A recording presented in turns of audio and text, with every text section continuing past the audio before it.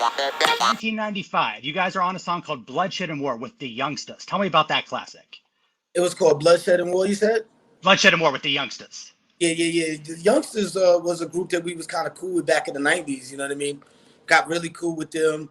Um, they're out of Philly, we from New York, so it's kind of like the same demographics. We got along really well.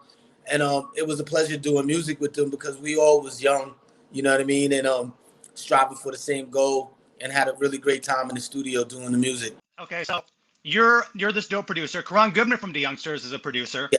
Do you Yeah. guys butt heads, or do you have an idea, he has an idea, and you come up with a masterpiece?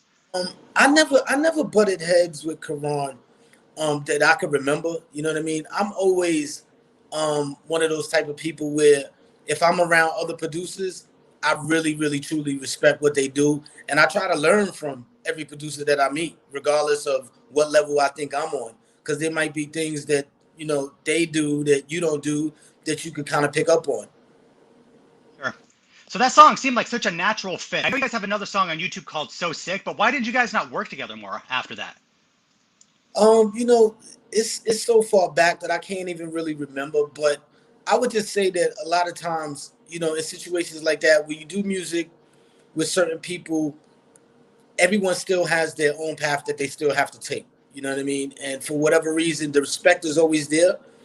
But if we never worked together again, it's because maybe schedule, timing, and just other things happening in life that didn't make that necessarily happen. But good thing we made this one song happen at least. Absolutely. Yeah, definitely. There's another member in the group named Tariq. The reason why I'm bringing him up, he kind of lays low. I don't think he has a social media. I don't think he takes early interviews. And I've heard you say before, you sometimes like to lay low. There's nothing wrong with that. Yeah. But I guess my question is, being that you were big in the 90s, 2000s, whatever the time frame is, do you have an obligation to kind of represent your brand or take interviews? Or is it more so just respect somebody's privacy?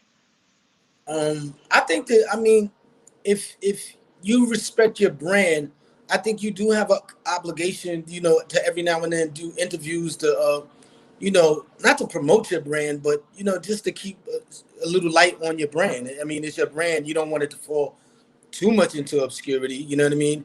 So, every now and then, I do interviews because I enjoy doing interviews and answering the questions uh, that the fans would like to hear or the supporters would like to hear.